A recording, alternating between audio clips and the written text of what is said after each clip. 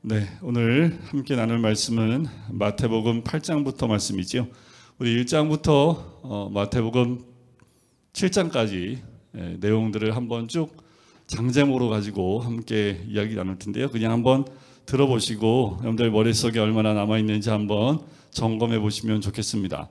마태복음 1장에는 예수님의 족보와 탄생 이야기가 나와 있었지요. 2장에는 이동하는 동방박사 이야기가 나왔고 3장은 하나 둘 셋 세례 요한의 세례 베푸는 장면, 그리고 예수님의 세례받는 장면이 나오지요. 그리고 바로 이어져서 4장엔 가장 어려운 사시 시험이 나온다 그랬습니다. 예수님의 세 가지 시험이 등장을 하지요.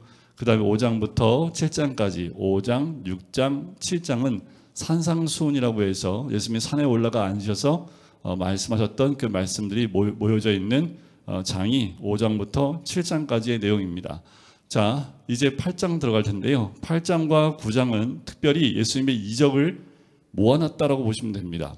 특별히 마태는 기록할 때 산에 올라가 앉으셔서 말씀을 전파하셨던 그 산 위에서의 말씀을 모아 넣었듯이 8장과 9장에 예수님의 이적 사건을 다 모아 놓았다라고 보시면 돼요. 특별히 여러분들 보시면 4장을 한번 보시겠어요?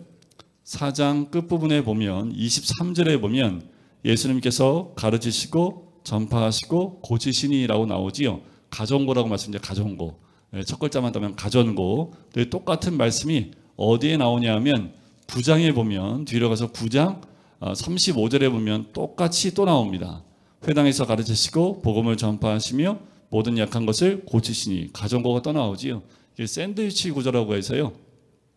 자, 예수님의 가르치고 전파하고 고치시는 사역을 앞뒤로 이 말씀을 두고 이 가운데 사역이 예수님의 3대 사역을 다 집중해서 모아놨다라고 해서 샌드위치 구조로 되어 있다라고 이야기를 합니다. 그래서 예수님의 가르치심과 그리고 고치시는 그 사역을 통해서 복음을 전파하시는 사역이 5장, 6장, 7장, 8장, 9장에 집중적으로 모여 있다라고 보시면 되겠습니다. 그래서 오늘 우리가 함께 나누는 8장과 9장에는 특별히 예수님의 그 고치시는 장면이 많이 나옵니다. 자, 그래서 오늘 본문 8장 1절로 가보시면 예수께서 어디서 내려오십니까? 산에서 내려오시지요. 산에서 내려오셔서 수많은 무리가 따르지요. 자, 이제 산에서 내려오십니다. 산에 올라가서 전파하셨던 게 뭘까요? 복음이었습니다. 하나님 말씀이었죠. 얼마나 그 말씀이 권세가 있고 능력이 있었냐면 바로 7장 28절 그 위에 보면 예수께서 이 말씀 맞으심에 무리들이 그 가르치심에 놀라면서 뭐라고 합니까? 권위 있는 자와 같다라고 얘기를 하지요. 그만큼 능력의 말씀이었습니다. 그러니까 이 말씀은 이 지상에서 서기관들과 같지 않다. 가장 권세가 있다고 하는 서기관과 바리새인의 그 말씀과도 같지 않을 만큼 굉장히 권위가 있는 말씀이었다라고 사람들이 이야기하는 거예요. 그만큼 산 위에서 퍼졌던, 울려졌던 그 말씀은 천국 복음이었다라는 것을 알 수 있습니다. 그런데 예수님이 그 천국 복음을 선포하시고 이제 산에서 내려오세요. 왜 내려오실까요? 복음은 산 위에 머물러 있으면 복음이 아닙니다. 말씀으로 머물러 있으면 능력의 말씀이, 권위 있는 말씀이 안 돼요. 그래서 예수님이 그 말씀을 가지고 산 밑으로 내려오십니다. 그리고 가장 낮은 자리까지 내려가세요. 처음 만난 사람이 누굴까요? 나병 환자를 만나십니다. 자, 이제 8장과 9장에서 우리 주님이 주로 아픈 사람들을 많이 만나고 그 가운데 제자를 부르시는 장면도 나옵니다. 그런데 예수님이 집중적으로 보는 게 뭐냐면 그들의 믿음입니다. 그들이 어떠한 믿음인지 그 믿음에 예수님께서 어떻게 그들을 고치시고 그들이 어떻게 반응하는지 그 믿음을 보시는 것을 볼 수 있어요. 지금도 마찬가지입니다. 우리 주님은 다른 거 안 봐요. 우리의 어떤 환경이나 어떤 여건을 보시는 것이 아니라 우리 주님이 보시는 것 딱 믿음 하나만 보십니다. 자, 나병 환자를 보는데 나병 환자가 가졌던 믿음이 어떤 믿음이냐면 2절입니다. 주여 원하시면 저를 깨끗하게 하실 수 있나이다 라고 고백을 합니다. 특별히 나병 환자는요, 하늘의 질병입니다. 하나님께 하나님한테 이 징계를 받아서 받은 질병, 이건 고칠 수 있는 병이 아니라고 보통 보았습니다. 이 나병은 우리 죄와 같이 우리의 몸을 병들게 할 뿐만 아니라 무감각하게 만들어서 온 몸이 썩어져 가는데도 알 수 없게 만드는 병이 나병입니다. 그래서 이것은 부정한 병이기 때문에 사람들과 함께 있지 못하게 하고 사람이 사는 지역에서 쫓아내버립니다. 사람들 사이에 들어오지 못해요. 왜냐하면 이 사람이 만진 것 모든 것이 부정하고 이 사람이 걸어갔던 자리도 부정합니다. 그 자리를 지나갈 수가 없어요. 그 자리 지나가면 똑같이 부정해지기 때문에 그렇습니다. 오죽하면 이 사람이 이 나병 환자 지나가는데 나병 환자는 맞바람을 받으면 절대로 안 됩니다. 그 뒤에 있는 모든 사람들이 다 2m 안에 있는 모든 반경에 있는 사람들이 부정해지기 때문에 바람이 정면 오는 것을 받을 수 없습니다. 뭐 이런 법까지 만들어서 나병 환자를 철저하게 고립시켰는데 지금 많은 무리가 예수님을 따라오는데 누가 나와요? 나병 환자가 나와요. 이게 발각이 되면 돌에 맞아 죽습니다. 그리고 그 주변에 있는 사람 다 부정하게 되는 거죠. 일주일 동안 또 구별되게 다른 곳에서 이게 부정한 자로 여겨짐을 받을 수밖에 없습니다. 자, 근데 이 나병 환자가 그것을 불구하고 예수님께 나오지요. 주여 원하시면 저를 깨끗하게 하실 수 있나이다. 자, 이 나병 환자가 가지고 있던 믿음은 이런 믿음입니다. 주님의 원함이 나의 원함이 되는 것, 그것이 이 나병 환자의 믿음입니다. 주님의 원함이 나의 원함이 되는 것. 그래서 주께서 원하시면이라고 먼저 얘기하는 거지요. 이 나병 환자의 믿음입니다. 제가 원하건대 주님 나를 고쳐주십시오 이렇게 얘기하지 않습니다. 주님이 원하신다면 저를 깨끗하게 하실 수 있나이다 라고 이야기하는 거지요. 특별히 나병 환자는 자기가 고침받는다고 얘기하지 않고 깨끗하여진다 라고 얘기하지요. 예수님께서 3절에 보면 내가 원한다 하면서 깨끗함을 받으라 라고 얘기를 하지요. 나병 환자는 그 질병으로 보는 것보다 이것은 죄로 인한 질병으로 보기 때문에 깨끗하다라는 말로 고치다라는 말을 쓰지 않고 깨끗함을 받으라라는 말을 쓰고 있는 거지요. 자, 예수님께 손을 대시면서 내가 원하노니 깨끗함을 받으라 했더니 즉시 깨끗하여집니다. 그래서 예수님이 4절 끝에 보니까 모세가 명한 예물을 드려 그들에게 입증하라. 자, 예수님께서 율법을 거스르지 않고 율법에 준하여 그가 나음을 어떻게 표현하게 합니까? 모세가 명한 대로 그들에게 입증하라라고 얘기합니다. 이것은 레위기 14장에 나와 있는 그 나병 환자가 치유되었을 때 어떻게 해야 되는지에 대한 그것을 근본으로 해서 예수님께서 하신 말씀이죠.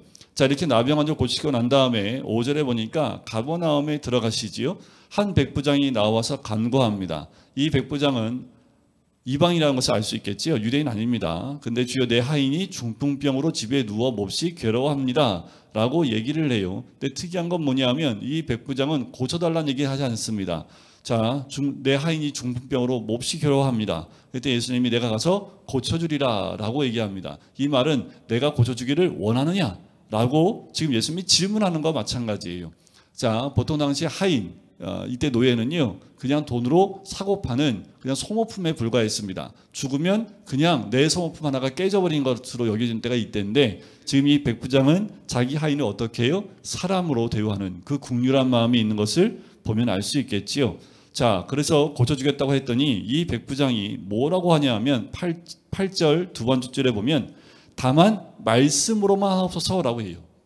자, 이 백부장은 당시에 만났던 유대인들 모두를 통틀어서 예수님의 말씀의 권위를 직접 인정하고 그것을 삶에 적용시킨 사람이 이 백부장입니다. 말씀만 하옵소서. 그러면 내 한이 낫겠습니다. 하면서 무슨 얘기를 들어요? 저도 말을 하면 누구는 가고 누구는 오라 할 수 있듯이 우리 예수님 말씀하시면 그대로 될 것입니다라는 믿음을 선포하는 거지요. 그랬더니 10절에 이스라엘 중인 아무에게서도 이만한 믿음을 못 보았다라고 말씀을 하는 거지요. 볼 수 없었다라는 거예요. 그런데 이 믿음의 칭찬은 누가 받고 있습니까? 유대인이 아닙니다. 오히려 이방인이었던 이 백부장이 이 말씀에 이 믿음의 칭찬을 받고 있는 거지요. 예수님을 예수님으로 바라볼 수 있고 예수님을 인정할 수 있고 메시아로 믿는 그 믿음을 삶으로 고백하는 겁니다. 여러분들 말씀이 삶으로 고백되어질 때 이게 믿음입니다. 입으로만 믿습니다. 이게 믿음이 아닙니다. 아무리 100만 번 내가 믿는다고 입술로 100만 번 외친다 할지라도 내 삶 가운데 백부장처럼 삶에 적용되는 말씀이 없으면 그건 믿음으로 인정될 수 없다라는 거예요. 이 백부장은 삶으로 자기의 삶에 그 말씀이 그대로 이루어질 것을 믿음으로 고백을 하니까 이만한 믿음을 보지 못했다라고까지 예수님이 칭찬하시는 것을 볼 수 있지요. 그래서 13절에 보면 가라 내 믿은 대로 될지어다라는 거예요. 자, 이 중풍 백부장의 하인의 중풍병이 나음을 얻은 것도 뭐예요? 이 백부장의 믿음으로 된 것을 알 수 있지요. 자, 거기서 나가서 또 베드로의 집에 들어가요. 근데 장모가 열병으로 하나 누워 있습니다. 이 열병은 말라리아라고 볼 수 있어요. 자, 말라리아는 열병이지요. 열이 나요. 자, 유대인의 율법에 의하면 열병을 얻게 되면 따로 이게 뭐라고 할까요? 방에서 나오지 못하게 구금을 합니다. 아무도 접근할 수 없게끔 만들어요. 그래서 그 열병이 퍼지지 않도록 하는 하나의 대비책이기도 하지요. 자, 그런데 당시에 또 이 장모는 여자잖아요. 여자니까 더더욱 이 질병으로 인해서 어떤 랍비나 제사장들이 이 장모를 만나는 거죠. 여자를 한 장소에 만나는 것도 꺼려했지만 이 열병으로 만나는 것도 꺼려지게 됩니다. 그때 예수님이 어떻게 해요? 15절에 손을 만지십니다. 그때 열병이 떠나요. 예수님의 모습을 보면 나병 환자도 손을 내밀어 손을 대시지요. 또 이 여인에게 장모도 열병 아래 누워 있는데 손을 만지십니다. 특별히 마태복음은 만지고 손을 대는 그 모습이 자주 나와요. 마가복음의 똑같은 사건은 손을 잡고 일으키신다라는 표현이 되어 있고요.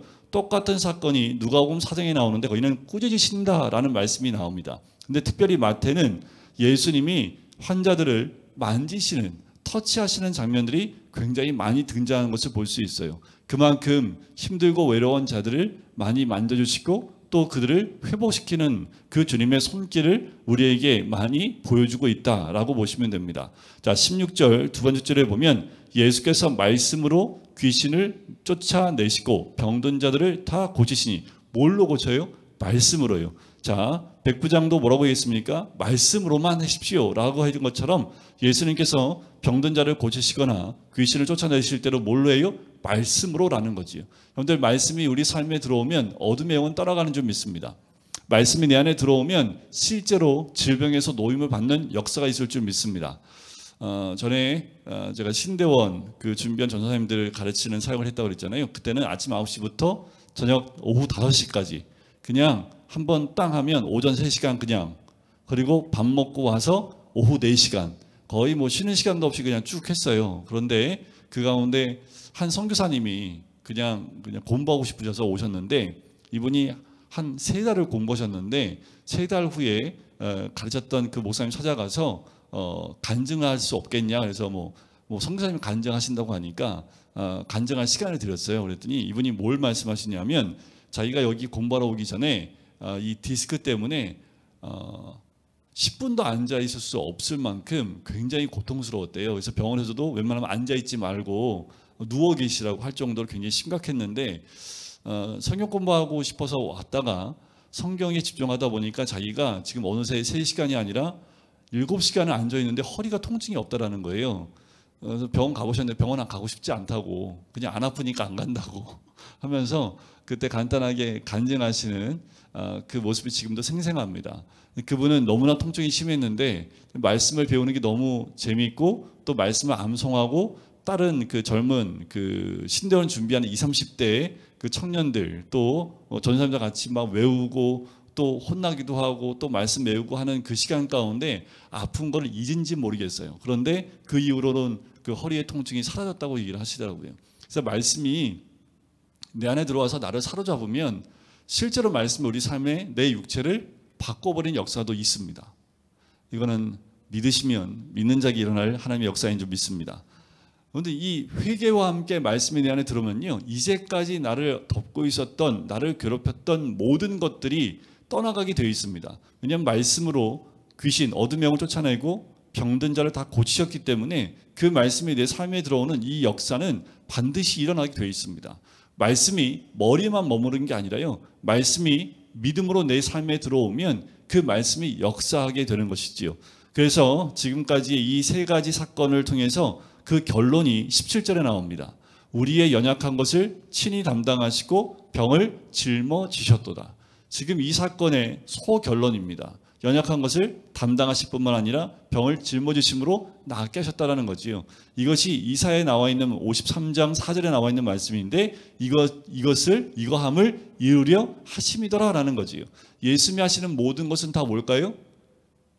언약의 말씀을 이루려고 하시는 거예요. 그러니까 예수님도 무엇인가 고치시고 또 가서 복음을 전파하는 모든 것들이 다 어떻게 해요?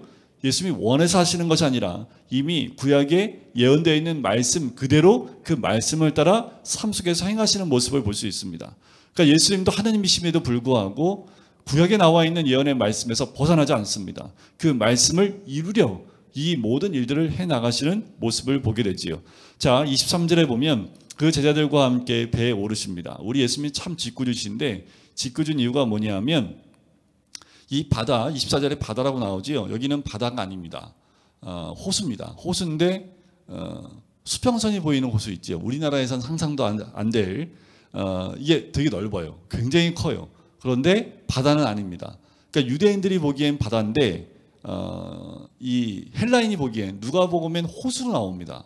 그러니까 누가는 헬라인 사람이기 때문에 헬라 사람들이 봤을 때는 그 호수가 아니에요. 아니 바다가 아니에요. 그래서 누가복음엔 똑같은 갈릴리 호수라고 얘기하고요.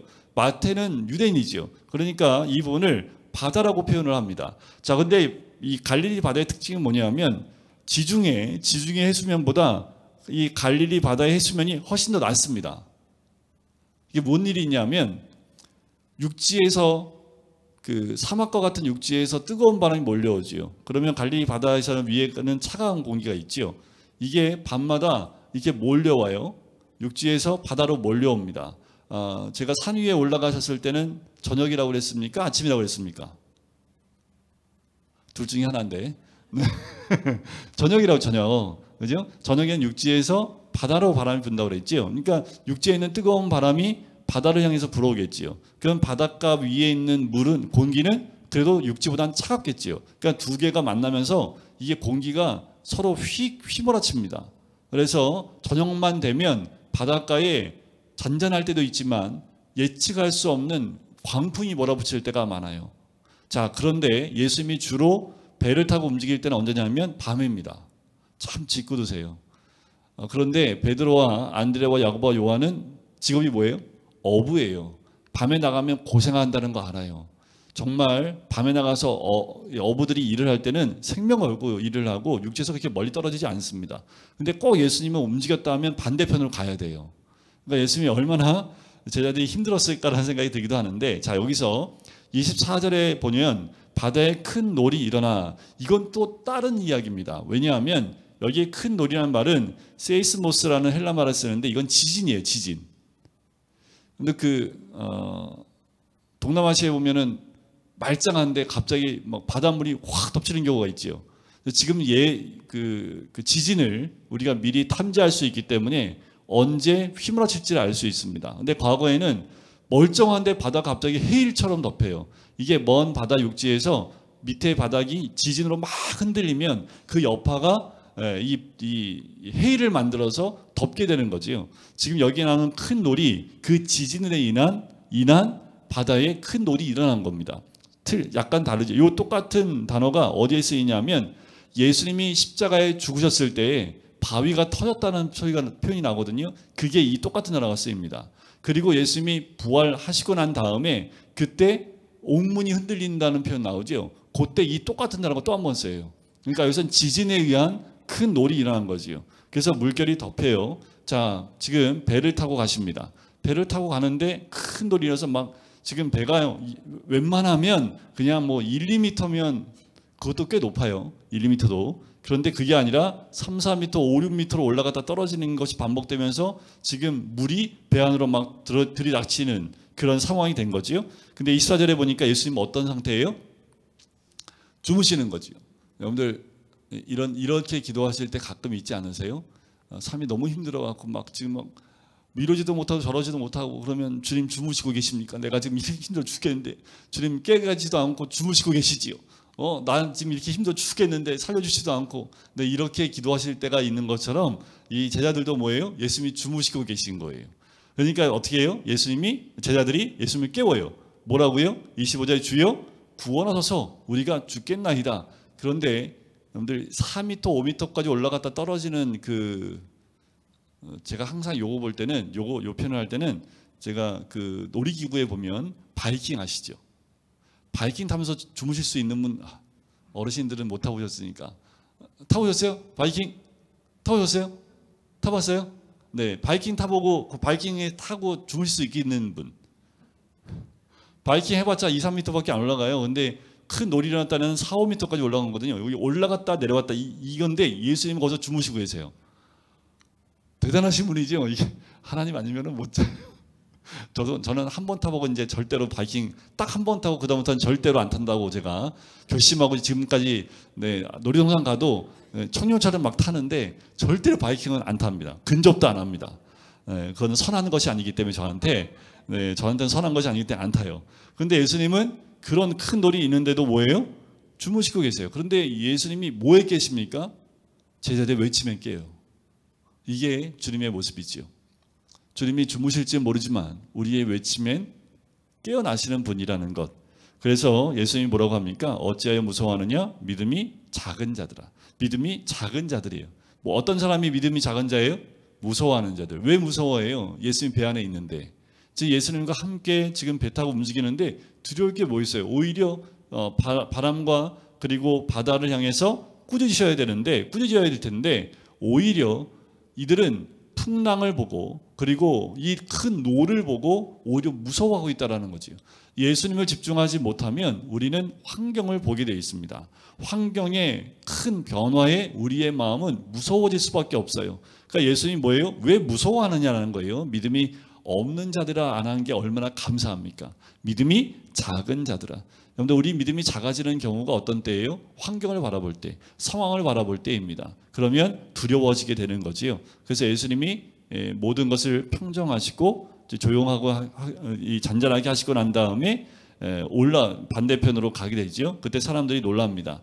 순종하는가라고 놀라는 거지요. 자, 28절에 보면 건너편 가다라 지방으로 가요. 이곳은 이방 지역이라고 볼 수 있습니다. 그러니까 예수님이 유대 지역에서만 활동하지 않았다는 것을 알 수 있지요. 가다라 지방에 가요. 근데 거기에 귀신 들린 자 둘이 있습니다.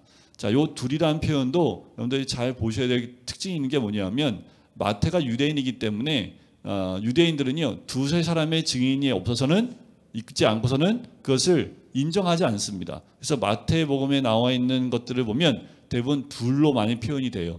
다른 복음서에는 귀신 들린 자 둘이라는 표현이 안 되어 있습니다. 귀신 들린 자라고만 나와 있습니다. 그런데 마태복음에만 둘로 표현이 특별히 되어 있다는 것이 특징 중에 또 하나이죠. 자, 무덤 사이로 가는데 예수를 만나요. 근데 사람들이 이 귀신 들린 사람이 너무 싸나워서요 지나갈 수 없었던 그런 귀신인데 이 귀신이 누구를 알아봐요? 예수님을 알아봐요. 29절에 하나님의 아들이요 우리가 당신과 무슨 상관이 있나이까? 때가 이르기 전에 우리를 괴롭게 하려고 여기 오셨나이까? 귀신도 예수님을 알아봅니다. 그런데 제자들도 못 알아봐요. 이 많은 이적과 기적을 보는데도 사람들은 못 알아봐요. 근데 귀신은 알아보는 특징이 있지요. 자, 그들이 뭐라고 합니까? 예수님 여기서는 아무 말씀 안 하시지요. 근데 마침 멀리에 돼지떼가 있어요. 자, 유대인들은 돼지를 부정한 동물로 먹지도 않고 근접하지도 않습니다. 그런데 이 지역은 돼지, 다른 복음서에 보면 2,000마리나 되는 돼지떼를 기르고 있어요. 두 가지 종류입니다. 먹으려고 하는 그래서 돼지를 키우는 것과 그리고 제사로 바치기 위해서. 근데 우리 한국 사람들은 돼지머리 많이 들이잖아요. 돼지머리 땡강해갖고 웃는 돼지머리는 진짜 비싸다고 하더라고요. 그래서 일부러 이렇게 입꼬리를 막 만든대요. 그래야지 좀 비싸니까. 근데 아마 이 지역도 이 돼지를 아마도 제물로 바쳤던 것 같아요. 그래서 이렇게 많은 돼지를 키우는데 귀신이 예수께 부탁합니다. 우리를 쫓아내시려거든 돼지떼에 들여보내려고. 그러니까 이 지금 귀신이 몇 마리라는 거예요? 다른 복음서는요 군대라는 표현이 나옵니다. 군대. 근데 군대라는 그 말 표현이요 레기온이라는 헬라 말을 쓰는데 대략 레기온은 그 단위가 있는데 그냥 연대장 정도 꽤 큰 단위의 군대 단위를 표현할 때 그 레기온이라는 단어를 쓰는데 그 귀신이 그러니까 그런 굉장히 많은 귀신이 이 사람한테 붙어 있었다라는 것을 볼 수 있지요. 그러니까 돼지 2,000마리가 귀신 들려서 어떻게 해요? 32절에 보니까 온 때가 비탈로 내리다라 바다에 들어가서 물에서 몰사하거늘. 이건 표현이 틀립니다. 돼지가 비탈길을 내리달릴 수가 없어요. 아무리 시험해도요.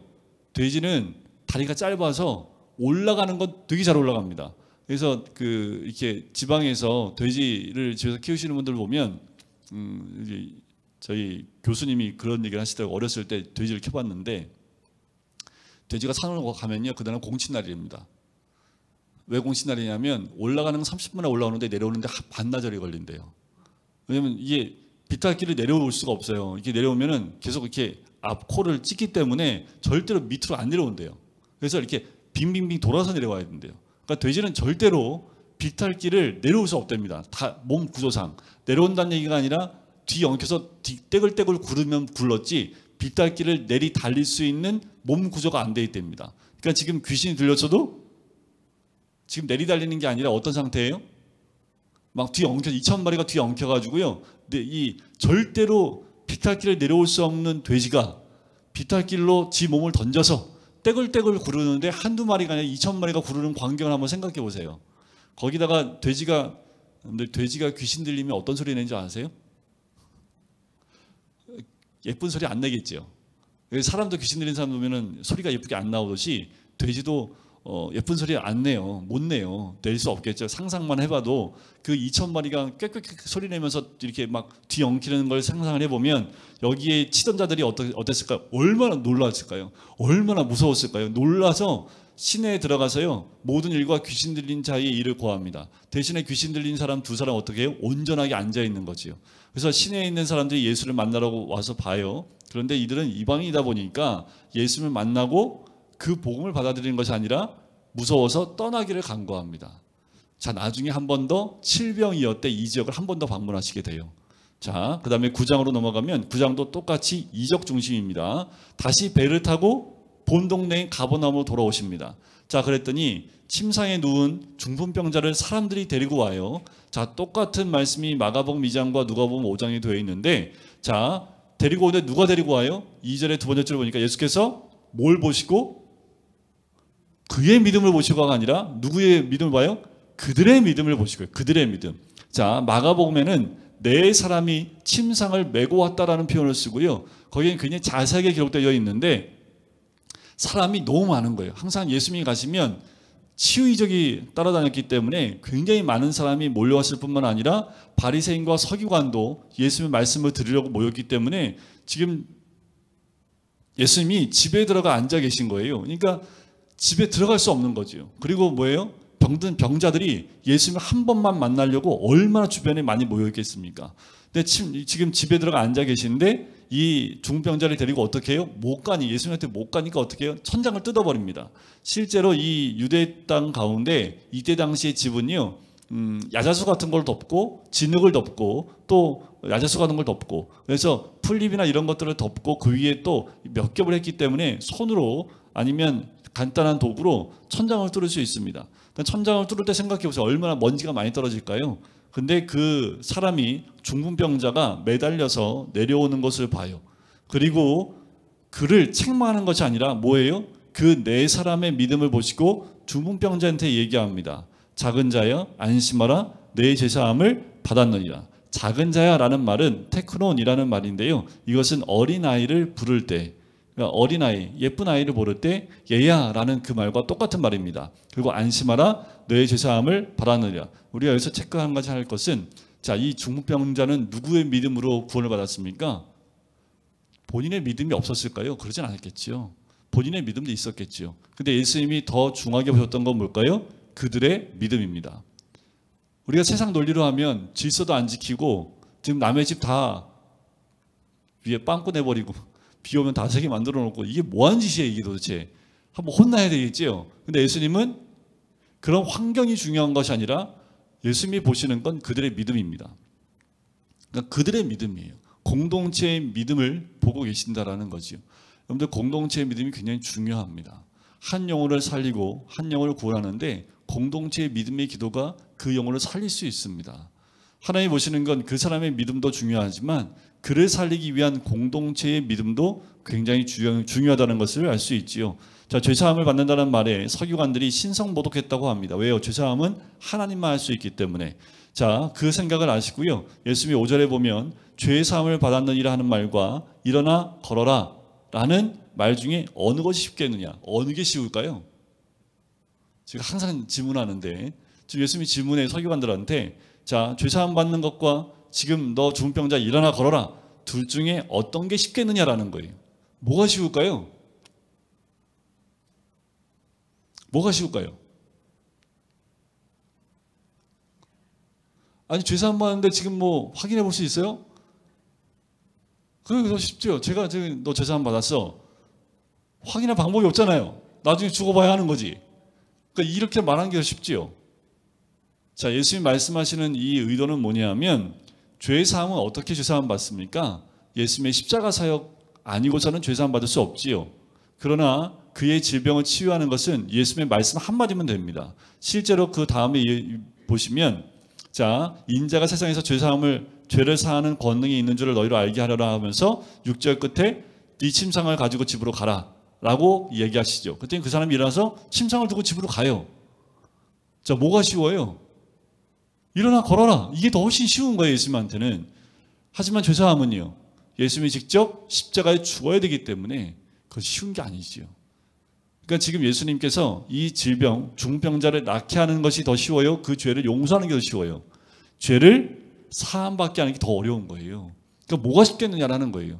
하지만 이 인자에게는 두 가지의 권능, 이 모든 권능, 죄를 사하는 권능이 있는 줄 알게 하겠노라 하면서 바로 질병까지 치유해주는 모습을 보죠. 그래서 8절에 보면 무리가 보고 두려워하며 이런 권능을 사람에게 주신 하나님께 영광을 돌리지요. 자, 7장 28절에도 사람들이 그 권위에 놀라는 장면이 나오죠. 말씀을 듣고. 그런데 여기는 뭐예요? 질병을 고침받고 그 권능에 사람들이 또 놀라요. 자, 말씀에 놀란 사람들, 권능에 놀란 그 치유하시는 권능에 놀란 사람들이 각각 등장하는 것을 또 볼 수 있지요. 자, 9절에 보면 마태를 부르시는 장면이 나옵니다. 자, 마태라는 사람이 세관에 앉아 있는 것을 보시고 마태한테 뭐라고 해요? 나를 따르라 라고 얘기를 하지요. 자, 그랬더니 이 마태가요, 예수님을 집을 초청합니다. 그리고 자기와 같은 세리들과 그리고 죄인들이 함께 와서 식사를 해요. 그때 바리새인들이 제자들에게 얘기하죠. 어찌 너희 선생은 세리와 죄인과 함께 식사를 하느냐라는 거예요. 식탁의 교제는 유대인들에게 가장 중요한 거기 때문에 부정한 자와 함께 식탁의 교제를 절대 하지 않습니다. 이방인과 식탁 교제할 때도 굉장히 엄격합니다. 그런데 만천하가 다 아는 세리와 죄인과 함께 식사를 하고 있다니 이게 말이 돼요? 네 랍비가? 말도 안 된다는 표현을 쓰고 있는 거지요. 자, 예수님께서 마태를 부를 때는 세리 마태를 부르신 것이 아니라 자, 이 표현을 꼭 보셔야 됩니다. 9절에 보면 마태가 세관에 앉아 있는 것을 보신 거예요? 마태라 하는 사람이 세관에 앉아 있는 것을 보신 거예요? 사람을 보신 거지요. 그가 현재 어떤 상황이고 뭘 하고 있는 것이 중요한 것이 아니라 하나님은 마태라는 그 사람을 보신 거지요. 하나님께서 주님은 이렇게 사람을 보시고 계세요. 세린 마태인데 그 한 사람을 보시고 그를 부르신다라는 거예요. 내 상황과 처지에 맞춰서 부르시는 것이 아니라 하나님은 그 사람 한 사람에 집중하시고 그 사람을 부르신다라는 거지요. 그때 예수님께서 바리새인들에게 얘기하지요. 건강한 자에게는 의사가 쓸데없고 병든 자에게 쓸데있다. 그러면서 내가 긍휼을 원하고 제사를 원하지 아니하노라 하신 뜻이 무엇인지 배우라. 이 말은 뭐냐면 이들의 형식주의에 대해서 말씀하고 있는 거예요. 겉으로 보이는 형식주의, 그것이 중요하지 않다. 바로 호세아 6장 6절에 나와 있는 것처럼 제사를 원하는 것이 아니라 제사의 진정한 의미가 무엇인지를 먼저 배워야 되지 않겠느냐라고 말씀하시면서 나는 의인을 부르러 온 것이 아니라 죄인을 부르러 왔기 때문에 내가 죄인 만나는 것이 맞다라고 말씀하시는 거지요. 그때 요한의 제자들이 와서 금식에 대해서 얘기합니다. 자, 당시에 유대인들이 가졌던 금식일이 있습니다. 구약시대에는요 1년에 한 번 대속죄일의 금식일을 가졌는데 신약시대에는 예루살렘 포위일, 예루살렘 함락일, 성전 파괴일, 그다리아 살해일 이 네 번의 공식 금식일이 더 포함이 됐고요. 특별히 바리새인은 일주일에 2번씩 월요일 그리고 금요일 금식 기도를 했습니다. 자, 그때 이 금식 경건주의를 의미합니다. 자, 이 세례 요한의 제자들이 왜 금식하지 않습니까? 라고 했더니 15절에 혼인집 손님들이 신랑과 함께 있을 동안에 슬퍼할 수 있느냐? 이 말은 금식이 면제되는 때가 있습니다. 언제냐면 혼인잔치가 7일 동안 지속이 되는데 혼인잔치에 들어가 있는 그 기간이 이 금식일과 겹쳤을 경우엔 그 잔치에 포함되어 있는 그 사람들, 그 안에 들어가 있는 사람들은 금식이 면제가 됩니다. 아니 혼인잔치에 갔는데 금식하면서 슬퍼할 수 없잖아요. 그러니까 이게 면제가 돼요. 그러니까 지금 예수님은 신랑과 함께 있는, 예수님이 신랑이고 우리가 신부지요. 슬퍼할 수 있겠느냐? 하지만 신랑을 빼앗길 날이 이르니 그때는 금식할 것이다 라고 말씀하는 거지요. 그러면서 새 포도주는 새 부대에 넣어야 둘이 다 보존된다 라고 말씀하는 거지요. 형식에 또 경건주의에, 형식과 경건은 없으면 안 됩니다. 그런데 그게 주의로 빠지면 안 되는 거지요. 그런 주의에 빠져 있으면 주님의 말씀, 복음을 담기 합당치 않다라는 그 말씀입니다. 자, 그리고 난 다음에 우리가 잘 알고 있는 말씀을 맞으시고요. 한 관리가 찾아와요. 이 관리는 누구냐면 회당장 야이로입니다. 자, 이 야고보서 5장에, 아니 야고보서가 아니라 마가복음 5장에 보면 이 회당장의 이름이 정확하게 야이로고 나와요. 와서 뭐라고 얘기합니까? 내 딸이 방금 죽었사오나, 이 표현을 썼는데 다른 복음서에 보면 죽었다는 표현이 안 나옵니다. 자, 이 말은 뭐냐면 죽었다는 표현이 아니라 지금 그러니까 죽어가고 있는데 굉장히 위급한 상황을 의미할 때 이런 표현을 씁니다. 살릴 수 있습니다 하고 지금 급하게 와서 예수님을 모시고 가는데 그 가는 동안에 누굴 만나요? 20절에 혈류증 앓는 여자, 12해 동안 혈류증 앓는 여자가 나오는데 와서 예수님의 겉옷을 만져요. 이 겉옷가라는 건 뭐냐면 유대인들의 겉옷 내 귀퉁이에 있는 술을 말합니다. 이거는 여인이 만지면 안 돼요. 아무나 만질 수 없는 게 이 술입니다. 근데 이 술을 만져요. 왜요? 그 술을 만지면 구원을 받겠다라고 그 믿음이 있었기 때문에. 그래서 22절에 예수님이 아시고 그를 보시고 따라 안심하라. 아까 중병자한테는 작은 자야라고 했는데 이 여인에게는 따라라고 표현을 하지요. 굉장히 두려워하지요. 혈류증 여인은요, 유출병이기 때문에 이 여인은 부정한 여인입니다. 사람을 만지면 그 사람도 부정해져요. 이 여인이 앉은 자리도 부정합니다. 그 자리에 앉으면 그 사람도 부정해져요. 그래서 이 여인도 쫓겨남을 당해서 사람들과 같이 있으면 안 되는 사람입니다. 그런데 이 마음 가운데 예수님 옷만 만져도 구원을 받겠다라는 그 믿음이 있어서 예수님께 나와서 옷을 만진 거지요. 그래서 그 얼마나 무서운 마음과 두려운 마음이 있었을까요? 그러니까 따라 안심하라라고 얘기하지요. 내 믿음이 너를 구원하였다. 지금도 말씀하신 것이 믿음입니다. 여러분들, 우리에게 요구하시는 건 다른 거 아니에요. 믿음을 요구하십니다. 그 믿음에 따른 우리의 순종도 요구하시는 거죠. 이 여인이 믿음만 갖고 있다가 예수님의 옷가를 안 만지면 그 믿음은 소용이 없지요. 믿음이 있다면 그 믿음대로 행하는 겁니다. 순종을 의미하지요. 그리고 이 관리 집에 갔어요. 그랬더니 이 소녀가 죽었습니다. 예수님이 뭐라고 그래요? 죽은 것이 아니라 잔다고 하고 그 손을 잡아서 일으켜 세우지요. 그 소문이 온 땅에 퍼지게 됩니다. 또 두 맹인을 만나는 장면과 그리고 말 못하는 사람을 고치는 장면을 지나서 아까도 살펴봤던 35절을 보시면 모든 도시와 마을에 두루 다니사 그들의 회당에서 가르치시고 천국 복음을 전파하시며 모든 병과 모든 약한 것을 고치십니다. 그러니까 예수님은 안 간 곳이 없습니다. 모든 도시, 모든 마을을 다 다니세요. 그리고 가서 하신 게 뭐예요? 똑같이 가르치시고 전파하시고 고치시는 세 가지 사역을 다 감당하신다라는 거지요. 그러면서 하신 말씀이 뭐냐면 37절에 추수할 것은 많되 일꾼이 적으니 그러므로 추수하는 주인에게 청하여 추수할 일꾼들을 보내어 주소서 하라 하시니라 하면서 10장으로 넘어갑니다. 자, 10장은요 이렇게 오시는 거예요. 자, 1장은 뭐예요? 1장이요? 1장은 예수님의 족보와 탄생, 2장은 이동하는 돈방박사, 3장은 세례, 4장은 사시, 시험, 5장과 6장과 7장은 산상수훈, 8장과 9장은 이적. 자, 10장은요 열이죠. 열어야 됩니다. 뭘 열어야 될까요? 전도문을 여는 거예요. 그래서 10장은 뭘 열어요? 전도문을 열어. 전도문을 열기 위해서 뭐예요? 12제자를 파송하는 장. 그래서 10장은 여는 장. 뭐예요? 복음으로 전도문을 여는 장. 그래서 파송장이라고 보시면 됩니다. 그래서 12제자를 부르세요. 1절에 보니까 더러운 귀신을 쫓아내며 모든 병과 약한 것 고치는 권능을 주십니다. 그러니까 12제자한테 무슨 권능이 있어요? 귀신을 쫓아내고 병든 것을 고치는 권능을 주셨습니다. 이걸 잘 기억해 두셔야 돼요. 나중에 이 제자들이 뒤에 가서 이 권능을 잘 사용하고 있는지 않는지를 꼭 체크해 보기 때문에 10장 1절을 잘 기억하셔야 됩니다. 12제자의 이름이 2절부터 4절까지 나오지요. 12제자의 이름은 어떻게 올까요? 다 외우고 계시지요? 그런데 첫 글자만 따시면 이렇게 외울 수 있습니다. 베아냐요 빌바 도마야 다시가. 일본말 같지요? 베아냐요 빌바 도마야 다시가 이렇게 외우셔도 되고요. 베아냐요 빌바 도마야 다시가 이렇게 외우셔도 됩니다. 첫 글자는 우리가 알면 12제자 이름은 다 나오기 때문에 자, 그 12제자를 가론 유다는 특별히 예수를 판자라고까지 소개를 하고 있어요. 자, 그들에게 말씀하면서 뭐라고 하냐면 7절에 보니까 가면서 전파하여 말하되 천국이 가까이 왔다. 자, 파송에서 첫 번째 우리가 해야 될 건 뭐예요? 천국이 가까이 왔다. 그리고 병든 자를 고치며 죽은 자를 살리며 나병한 자를 깨끗하게 하며 귀신을 쫓아내되 너희가 가서 거저받았으니 거저주라 하는 거지.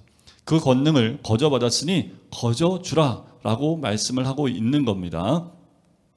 그러면서 뭐예요? 9절에 보면 금이나 은이나 동을 가지지 말고 두벌 옷도 가지지 말고 가는 곳마다 12절 가는 곳마다 뭐예요? 평안을 빌어주라 라고 얘기합니다. 그런데 영접하지 않을 경우 어떻게 해요? 14절 끝에 보니까 너희 발에 먼지를 떨어버려라. 이 발에 먼지를 떨어버린다는 그 의미가 뭐냐면요, 유대인들이 이방 땅을 나갔다가 이방 땅에서 유대 땅으로 들어올 때 하는 행동이 이겁니다. 신발에 있는 먼지를 떨어버려요. 이 말은 뭐냐면 이방 민족은 심판받을 민족이기 때문에 그 의미, 너희는 심판받을 민족이라는 의미로 신발에 먼지를 떨어버리는 행동을 합니다.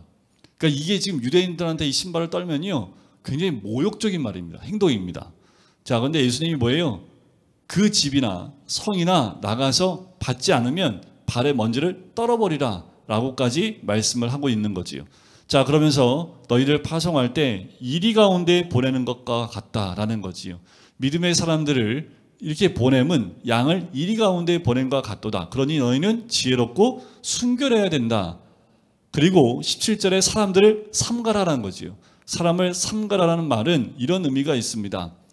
사람을 믿을 대상이 아니라 사람을 사랑해야 될 대상이지 그를 믿을 대상이 되지 않음을 얘기하니 너희는 삼가해야 된다라고 표현하는 거지요. 19절에 보면 무엇을 말할까 염려하지 말라. 왜요? 무슨 말을 할까 염려하지 말라. 너희 아버지의 성령이 다 말씀을 주실 것이다 라고 말씀하지요. 그러면서 24절에 보면 제자가 그 선생보다 또는 종이 그 상전보다 높지 못하다라고 말씀하시면서 26절 그들을 두려워하지 말라. 여기서는 특별히 두려워하지 말 것을 계속 반복하십니다.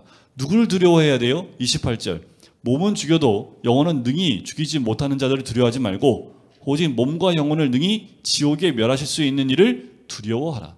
근데 세상을 두려워하지 말라는 거예요. 세상은 우리 육을 어떻게 할 수 있을지 모르지만 우리의 영은 손을 댈 수 없습니다. 하지만 우리 하나님은 육과 영을 다 지옥에 멸하실 수 있는 분이니 세상을 두려워하지 말고 하나님을 두려워하라는 거예요. 하나님 한 분만 경외하라는 그 말씀이겠지요. 그러면서 참새 2마리도 한 아산에 팔리는데 하나님이 허락하지 않으면 안 된다라는 거예요. 머리털까지 다 세신바 된다라는 거지요. 하나님의 주권 아래 다 있음을 이야기합니다. 그러니 31절 또 두려워하지 말라. 니네가 얼마나 귀한 사람들이냐라고 말씀을 하는 거지요. 그러면서 34절에 내가 세상에 화평을 주러 온 줄로 생각하지 말라. 화평이 아니요 검을 주러 왔다. 이게 또 무슨 말일까요? 화평하게 하는 자는 하나님의 아들이야 일컬음 받을 것이다 라고 했는데 예수님이 내가 세상에 화평을 주러 온 것이 아니라 검을 주러 왔다라는 이 말은 뭘까라는 거지요. 자, 여기서 누가복음 똑같은 말씀이 누가복음 12장에 나오는데 분쟁을 주러 왔다라고 이야기를 합니다. 자, 여기서 말하는 화평은요 이런 거예요. 일시적인 화평이요. 믿음과 관계없이 관계없는 그 화평. 그러니까 세상 사람들과 적당하게 그냥 좋게 지내는 것. 복음이 들어오면 그 사이가 깨질 수 있기 때문에 그 복음 가운데 깨지지 않게 하기 위해서 그냥 일시적인 화평을 유지하려고 하는, 마치 북한과 핵 문제가 아직도 해결되지 않았는데 핵 문제는 그냥 이렇게 밀어놓고 그냥 좋은 관계만 유지하려고 하는 것이 화평이지요. 얘가 적당한가요? 네? 핵 문제가 해결도 안 됐는데 무슨 화평이 어디 있어요? 핵 문제가 해결이 돼야지 그 다음 단계로 들어갈 수 있는 거하고 똑같은 거예요. 우리 신앙 가운데 믿지 않는 사람들과의 관계 가운데 적당한 화평이요? 이거는 있을 수 없습니다. 복음이 그들 가운데 들어가냐 안 들어가는 게 중요한 거기 때문에 우리가 가면요 분쟁이 당연히 일어날 수밖에 없죠. 뭐 때문에요? 복음 때문에. 그래서 35절에 보세요. 내가 온 것은 사람이 그 아버지와 딸이 어머니와 며느리가 시어머니와 불화하게 하려 함이니 실제로 복음이 들어가서 이런 일들을 많이 겪으시지요. 지금은 과거보다 좀 덜 겪어요. 너무 젠틀해요 다들. 시어머니도 젠틀하고 며느리도 젠틀하기 때문에 서로 너의 신앙은 너의 것, 내 신앙은 내 것. 그러니까 너는 교회 나가, 나는 불교 나간다. 아주 이렇게 과거에는요. 안 그랬던 것 같아요. 지금은 서로 영역을 인정해서 일정한 화평을 유지한 것 같지만 진짜 복음이 들어가면 며느리가 복음이 들어가잖아요. 그러면 시어머니가 영원한 지옥불에 들어가고 있는데 그거를 화평을 지금 유지하기 위해서 지옥불에 떨어진 걸 시어머니에서 안 좋은 감정이 있으면 그럴 수도 있겠지 모르지만 죽어가는 영혼에 대해서 어떻게 그러겠어요. 그러니까 어떻게 해요? 그 영혼을 구원하기 위해서는 복음을 전할 수밖에 없죠. 그러니까 분쟁이 일어날 수밖에 없는 거지요. 자, 마지막 때가 가까이 올수록 더 이런 일들은 일어날 수밖에 없습니다. 37절 아버지나 어머니를 나보다 더 사랑하는 자는 내게 합당하지 아니하고 아들이나 딸을 나보다 더 사랑하는 자도 내게 합당하지 아니하며 자기 십자가를 지고 나를 따르지 않는 자도 내게 합당하지 아니하니라. 하나님 한 분만 사랑하라는 거지요. 하나님 한 분만이라는 겁니다. 하나님 외에 다른 것을 사랑한 것을 하나님이 인정하지 않으시겠다라는 거지요. 자기 십자가를 지고 주를 따르는 자도 내게 따르지 않는 자도 합당하지 않으니 주님의 길을 따라가는 자가 하나님께 우리 주님께 합당한 자다라고 말씀하는 거지요. 42절을 보세요. 누구든지 제자의 이름으로 이 작은 자 중 하나에게 냉수 한 그릇이라도 주는 자는 내가 진실로 너희에게 이르노니 그 사람이 결단코 상을 잃지 아니하리라. 여러분들 담임 목사가 어린데도 뭐 때 되면 명절 되면 선물 주시는 이유가 이겁니다. 제가 인격적으로 잘나서 주시는 것도 아니고 그냥 담임 목사니까 잘 보이려고 주시는 것도 아니고 하나님 말씀을 가르치는 분이기 때문에 또 하나님이 세우신 종이기 때문에 나이에 많고 점에 상관없이 그렇게 주의 종으로 생각하고 주시는 거지요. 그러면 하나님이 어떻게 오신다고요? 그 상을 잃지 않을 것이다라는 거지요. 왜요? 주님의 이름으로 주셨기 때문에 그 상을 절대로 냉수 한 그릇이라도 잃어버리지 않는다라는 거예요. 저에게 냉수를 주시지만 그 냉수는 누구한테 주신 거예요? 하나님께 주신 거예요. 그래서 과거에 여러분들 그거 아세요? 담임 목사님 물 하나 떠드리는 거 갖고 막 권사님들끼리 막 싸웠던 거. 좀 그런 적 굉장히 많습니다. 서로 이제 해 지났으니 이번엔 내 턴이야 하고, 목사님 설교 시간에 그 물 한 그릇 예쁜 잔에 올려드린 거 가지고 과거에는 권사님들이 엄청 싸웠어요. 그게 뭐냐면 이런 말씀에 근거한 거. 그거 싸울 일은 아닌데 그 상을 잃지 않는다니까 그 상 받고 싶어서. 이런 아주 순수한 마음을 가지고 했던 그 적이 있지요. 여러분들 주님의 이름을 하는 것은 그 사람의 인격하고 상관없이요. 그 받는 사람의 인격하고 상관없이 내가 그분을 주의 종으로 생각하고 드렸다면 하나님은 내가 주의 종으로 드렸다는 것을 받으시는 겁니다. 자, 11장은요. 일일이 질문하는 장입니다. 이렇게 일일이 질문을 어떻게 해요? 일일이 다 해야 되잖아요. 그래서 11장은 일일이 질문하는 장. 누가 질문하냐면 세례 요한이 예수님께 질문을 합니다. 자, 특별히 11장 1절을 보면 예수께서 12제자에게 명하기를 마치시고 이에 그들의 여러 동네에 가르치시며 전도하시려고 거기를 떠나가시니라. 예수님이 항상 안주하지 않는 모습을 보게 되죠. 근데 옥에 갇힌 요한이 그리스도에게 하신 일을 듣고 제자를 보내십니다. 보내요. 3절에 오실 그이가 당신이 오니까 우리가 다른 일을 기다리오리이까. 왜 이 질문을 했을까요? 제가 마태복음 3장에서 나중에 이거 제가 말씀드린다고 말씀드렸었는데 세례 요한이 예수님이 딱 나오실 때에 예수님이 어떤 분인지 알았어요? 몰랐어요? 메시아인 걸 알았어요? 몰랐어요? 알았잖아요. 그러니까 내가 어떻게 당신에게 세례를 줍니까? 라고 얘기를 했죠. 그죠? 다 알았는데 지금은 아니에요? 오실 그이가 당신입니까? 우리가 다른 일, 좀 헷갈리기 시작했다는 얘기죠. 왜요? 세례 요한이 말했던 메시아는 어떤 메시아냐면 키지라는 메시아입니다. 키지는 뭐예요? 알고 뭐고 뚝정이는 불에 던져버리는. 그 무슨 의미가 강해요? 심판의 의미가 강하지요. 근데 예수님이 오셔서 뭐 하는 거예요? 고치고 복음 전하고 구원하고 하나님 나라 전하고 있으니까 지금 세례 요한이 헷갈리기 시작한 거죠.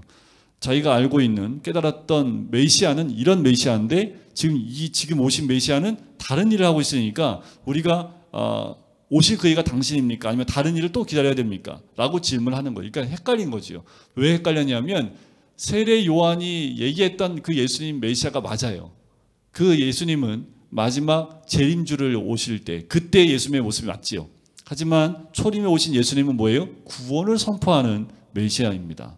그러니까 지금 이 세례 요한이 감옥에서 듣는 예수님의 그 소식은 세례 요한이 헷갈릴 수밖에 없는 거예요. 그래서 그 제자들한테 이해합니다. 너희가 가서 듣고 보는 것을 말하되 5절에 맹인이 보며 못 걷는 사람이 걸으며 나병 환자가 깨끗함을 받으며 못 듣는 자가 들으며 죽은 자가 살아나며 가난한 자의 복음이 전파된다 하라. 누군지 나로 말미암아 실족하지 아니하는 자는 복이 있다. 자, 이 말씀은 이사야 35장과 이사야 61장 말씀을 그대로 가지고 오십니다. 야, 너 보고 들은 거 그대로 전하는데 하면서 이 이사야 35장 61장 말씀을 딱 주는 거예요. 자, 구약에는요 많은 병자가 치유되는 모습이 나오고 죽은 자가 살아나는 모습이 나오지만 맹인이 보는 역사는 없습니다. 왜냐하면 메시아가 가지고 있는 능력, 메시아만이 할 수 있는 것이 맹인이 눈을 뜨는 거예요. 그래서 구약에 어디에 봐도 맹인이 눈을 떴다라는 그 이적 사건이 나온 게 없습니다. 죽은 자가 살아난 건 있어요. 죽은 자가 살아난 건 있어요. 엘리사의 뼈를 죽은 자 무덤가도 던졌더니 죽은 자가 살아났던 그런 것도 있어요. 하지만 맹인이 보는 것은 메시아의 유일한 메시아가 할 수 있는 그 이적 가운데 하나입니다. 그러니까 이런 구약의 말씀을 가지고 그것이 그대로 이루어진 것을 너희가 본 것을 전하라. 그리고 나로 말미암아 실족하지 아니하는 자는 복이 있다. 실족한다는 것은 돌부리에 걸려 넘어진다라는 그 말입니다. 그러면서 세례 요한에 대해서 얘기합니다. 9절 끝에 선지자보다 더 나은 자니라 라고 얘기를 해요. 그리고 10절에 보면 보라 내가 내 사자를 내 앞에 보내노니 그가 내 길을 내 앞에서 준비하리라. 그 사람이 누구라고요? 세례 요한이라고요. 이 말씀은 말라기 3장 1절 말씀입니다. 자, 그러면서 11절에 여자가 낳은 자 중에 세례 요한보다 큰 이가 일어남이 없도다. 그러나 천국에서는 극히 작은 자라도 그보다 크니라. 자, 이걸 어떻게 해석하시면 되냐 하면 자, 세례 요한을 중심으로 여자가 낳은 자 중에 세례 요한보다 큰 이가 없어요. 그런데 천국에서 하나님 나라에서는 극히 작은 자라도 그보다 크다라는 거지요. 무슨 말이냐 하면 자, 세례 요한을 중심으로 두고 구약과 신약으로 나눠진다고 보시면 돼요. 구약은 여자가 낳은 자 중에 세례 요한이 가장 커요. 왜일까요? 예수님의 오심을 예비했던 사람이잖아요. 선지자보다 더 나은 자니까. 그런데 천국에서는요. 아주 작은 자라도 그보다 큰 이유가 뭘까요? 천국에 가려면 뭐가 있어야 돼요? 복음에 대한 믿음이 있어야겠지요. 그래야지 천국 갈 수 있지요. 하나님 나라에 들어갈 수 있지요. 근데 세례 요한은 지금 뭐 한 거예요? 헷갈리지요. 그러니까 세례 요한은 그 중앙에 있는 사람입니다. 그래서 하나님 나라에서는 가장 작은 자인데 세상에 있는 여자가 낳은 자 중에서는 가장 큰 자로 표현이 되고 있는 거예요. 그러니까 여러분들 우리보다 세례 요한은 더 작은 자입니다. 왜요? 믿음에서 이렇게 연약하기 때문에. 하지만 천국에 들어간 자는 복음에 대한 믿음이 있기 때문에 세례 요한보다 다 크다라고 말씀하는 거지요. 12절에 세례 요한의 때부터 지금까지 천국은 침노를 당하나니 침노하는 자가 빼앗느니라. 여러분들 천국은 침노하는 자가 빼앗습니다. 그 말은 뭘까요?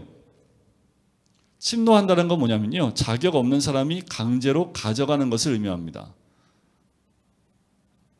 세례 요한의 때부터 지금까지 천국은 침노를 당하고 있고 침노하는 자는 빼앗느니라 라는 거예요. 이게 뭘까요? 땅 따먹기 하는 거예요? 뭐예요 이게 지금? 자, 이 말은요. 세상의 의미로 칼과 창과 총을 가지고 들어가서 빼앗는다는 그 의미가 아니라 예수님이 이 지상의 언어로 쓰고 계시지만 이것은 이런 뜻이에요. 하나님과 그리스도의 왕권과 통치가 자기의 삶에 이루어지기를 열망하고 노력하고 투쟁하는 사람이 차지하게 된다는 겁니다.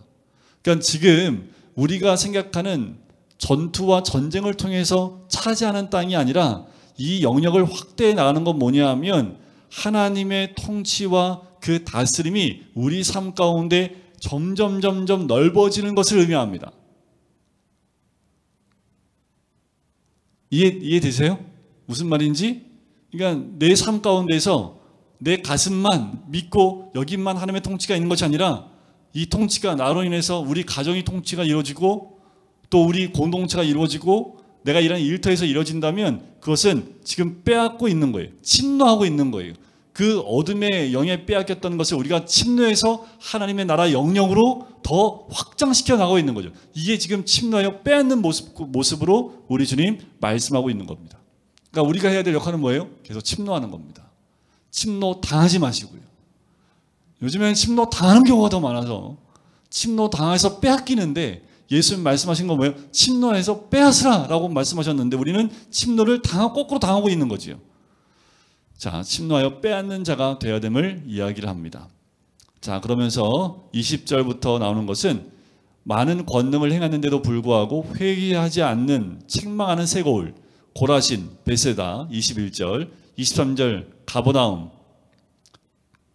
백고가, 첫 글자만 하면 백고가. 세 고울은 권능을 많이 행했음에도 불구하고 회개하지 아니함으로 그때 책망하십니다. 그런데 우리 삶에 하나님의 은혜를 많이 입은 사람이 회개하지 않으면 똑같은 겁니다. 지금 이 고라신과 베세다와 가버나움과 똑같아요. 행하신 능력과 권능을 받았다면 그 은혜를 누렸다면 주께로 돌아와야 되지요. 때가 되면. 그런데 이들에게 많은 그 이적을 행했음에도 불구하고 회개하지 않으니까 예수님이 책망하는 모습이 나오는 거죠. 그런데 회개하지 않는 것은 주님의 책망밖에 없다는 것을 꼭 기억하셔야 합니다. 자, 그러면서 우리가 가장 좋아하는 말씀 메시지가 28절, 29절, 30절에 나옵니다. 수고하고 무거운 짐진 자들아 다 내게로 오라. 내가 너희를 쉬게 하리라. 나는 마음이 온유하고 겸손하니 나의 멍에를 메고 내게 배우라. 그리하면 너희 마음이 쉼을 얻으리니 이는 내 멍에는 쉽고 내 짐은 가벼움이라.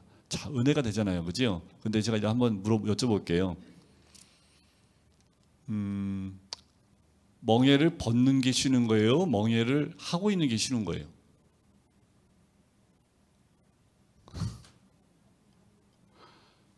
지금 멍에 메고 다니시잖아요. 우리가 그죠? 세상에 뭐 이렇게 뭐 이 멍에 저런 멍에 막. 그래서 예수님이 뭐예요? 야, 너 멍에 벗어버리고 내 멍에 지어. 그게 쉬는 거야. 이게 쉬는 거예요. 너 멍에 다 내려놓고 좀 쉬어. 이게 쉬는 거예요. 멍에 다 내려놔야 쉬는 거잖아요. 근데 우리 예수님은 뭐예요? 내 멍에 지래요. 그게 쉬는 거라고.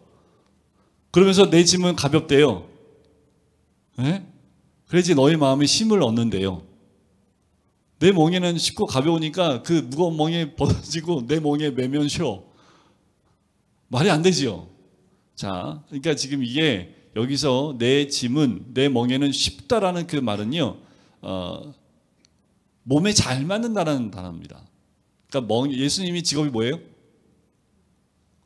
목수잖아요, 목수. 그러니까 예수님이 멍에를 얼마나 많이 만드셨을까요, 당시에.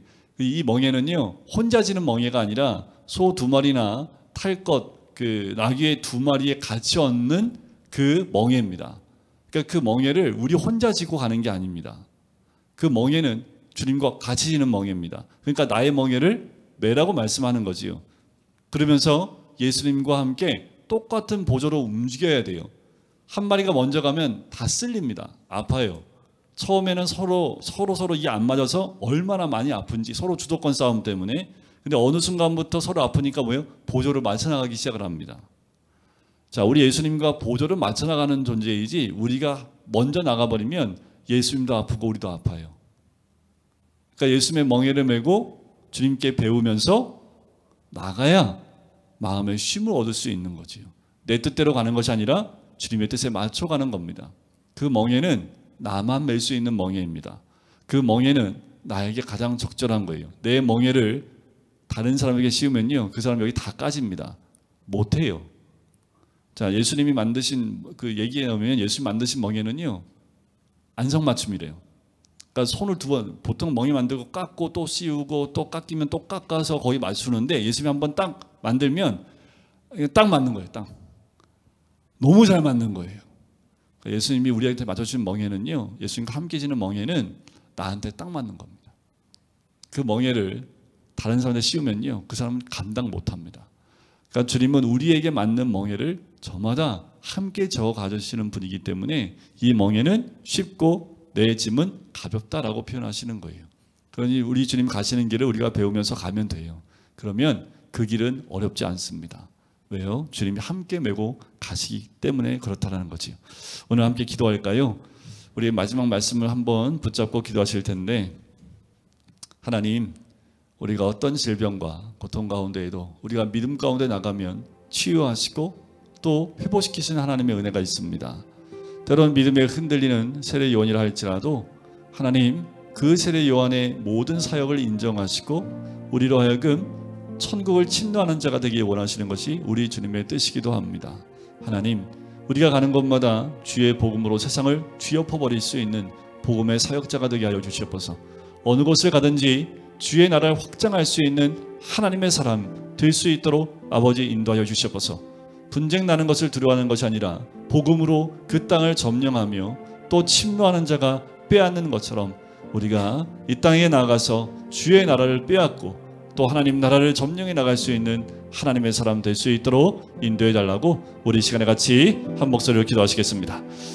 사랑해 주님 감사합니다. 아버지 하나님, 오늘도 주의 말씀 가운데 깨닫게 하신 하나님의 은혜가 있는 줄 믿습니다. 하나님, 주님께서 권능으로 많은 병든 자와 또 귀신 들린 자를 치유하시고 고치시며 또한 복음을 또 주의 말씀을 가르치시고 아버지 하나님 전파하시는 하나님의 은혜를 우리에게 허락하신 주여 하나님, 우리가 주의 복음 가운데 나아갈 때에 우리의 삶이 그 복음을 변화되어지며 주의 뜻 가운데 온전히 섬길 수 있는 하나님의 사람이 될 수 있도록 성령께서 역사하시고 인도하시길 간절히 소원합니다. 우리의 부족한 모든 심령들 가운데 오직 하나님의 은혜를 누리며 주의 앞에 나가는 주의 백성 되어지길 간절히 소원하오니 아버지 하나님, 우리의 허락한 모든 심령들 더욱더 아버지 하나님 복음에 붙잡혀진 자 되어져 이 땅 가운데 주와 함께 동행하며 아버지 하나님 그 천국을 아버지 하나님 침도해 나갈 수 있는 주의 백성들이 될 수 있도록 주여 도와주시고 인도해 주시옵소서. 사랑해 주님, 우리는 연약한 죄인들인 것을 고백합니다. 믿음이 있는 것 같지만 또 제자들처럼 믿음이 작은 자와 같이 두려워하고 걱정과 근심에 매여 있는 우리의 모습임을 고백을 합니다. 믿음이 있는 자에게 치유와 또 회복의 역사를 허락하시는 주님, 믿음이 작은 자 하지만 이방이었던 백부장은 그 믿음이 크다라고 칭찬받았던 것처럼 아버지 주님의 권능과 또 주의 말씀의 권능을 우리가 믿고 우리의 삶 가운데 믿음대로 살아나갈 때에 우리를 통해서 역사하시는 하나님의 은혜를 누리게 될 줄 믿습니다. 하나님, 우리가 이 땅 가운데에서 하나님 나라를 침노하며 빼앗는 자가 되기를 간절히 소원합니다. 빼앗기는 자 되지 않기를 원합니다. 하나님, 이 땅 가운데 주의 통치와 다스림을 이 땅 가운데 온전히 임하게 할 수 있는 주의 백성 되어지길 간절히 소원하오니 늘 주님은 우리와 함께 동행하기 원하시고 또 우리에게 함께 멍에를 매며 또 쉼을 허락하길 원하시는 주님의 뜻인 줄 믿습니다. 우리가 있는 그 땅, 우리가 살고 있는 가정, 또 만나는 모든 자들에게 주님의 나라를 선포할 수 있는 살아있는 하나님의 사람들 될 수 있도록 축복하여 주시옵소서. 감사드리며 예수 그리스도의 이름으로 기도드립니다. 아멘.